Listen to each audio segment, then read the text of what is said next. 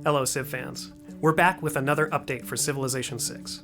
The team has been working very hard on the many exciting new changes going into the game very soon.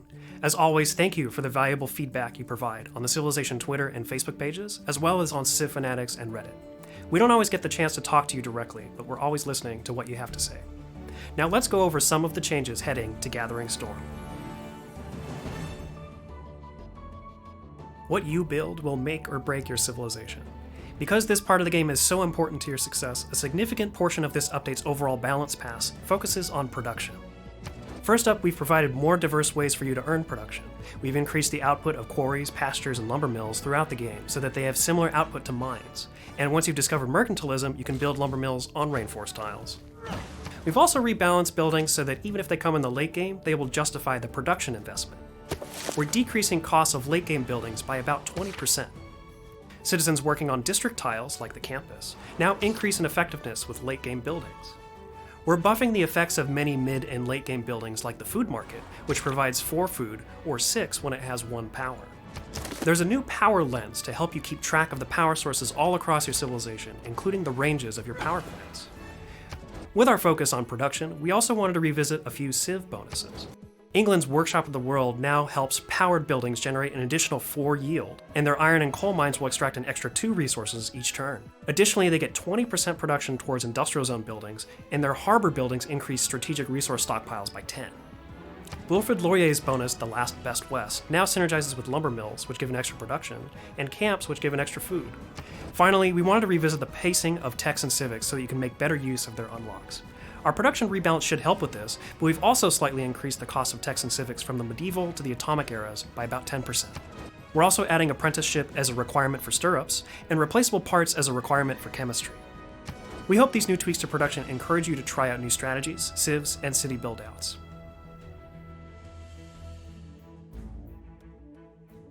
Gathering Storm saw the return of the diplomatic victory.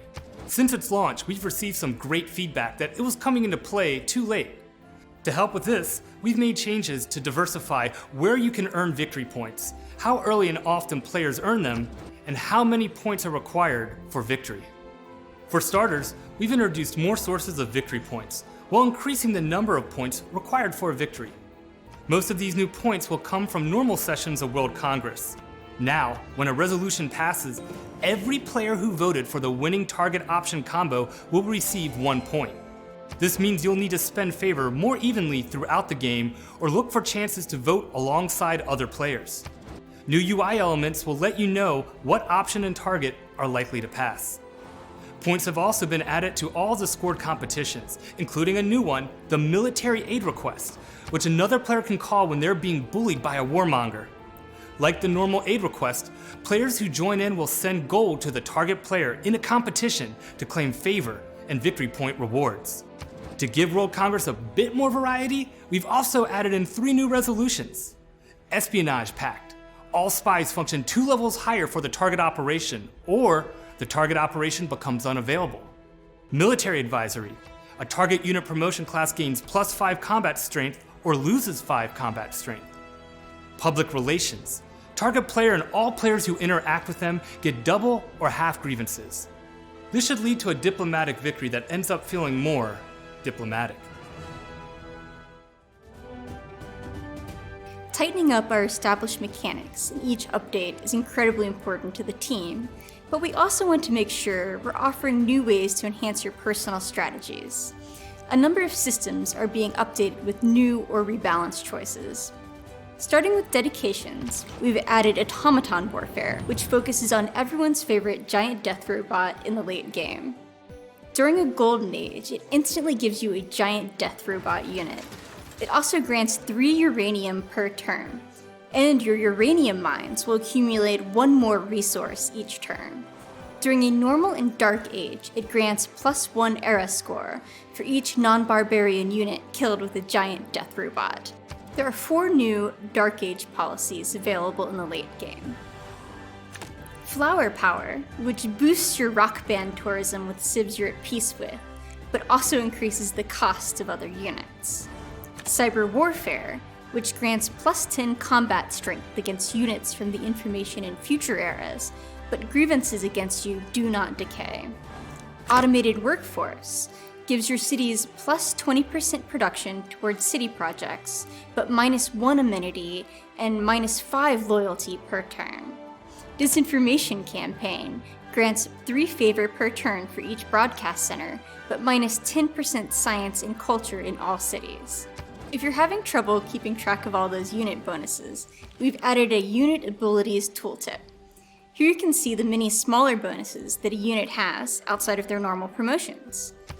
And on top of all those new changes, we also have 2 brand new map scripts for you to try out. 7 Seas will put you in a map with lots of land connected by numerous small seas instead of big oceans. Small Continents is a returning fan favorite from previous Civilization games. Compared to a normal continents map, it has more numerous but smaller land masses. Give these new additions a try. We're interested to hear what you think. World Builder's basic mode is ready for prime time. Civilization 6's custom map editor can now be found in the additional content menu by default. You'll no longer have to activate it by going into the game's files. On top of this change, we've been busy doing additional polish work to enhance the UI overall. Our goal is to make World Builder as easy as possible for you to use, as it's your tool to play Civilization 6 exactly how you want. Check out our World Builder how-to video for an introduction on how to create your own maps. That's just a taste of what's coming into the game for our next update. Check out the full patch notes we'll be releasing very soon for every single last change that we've put in. Now, stay tuned to the Civilization social channels. We've got more work and surprises we can't wait to tell you about. Until then, thank you for being an amazing community, and keep on taking one more turn.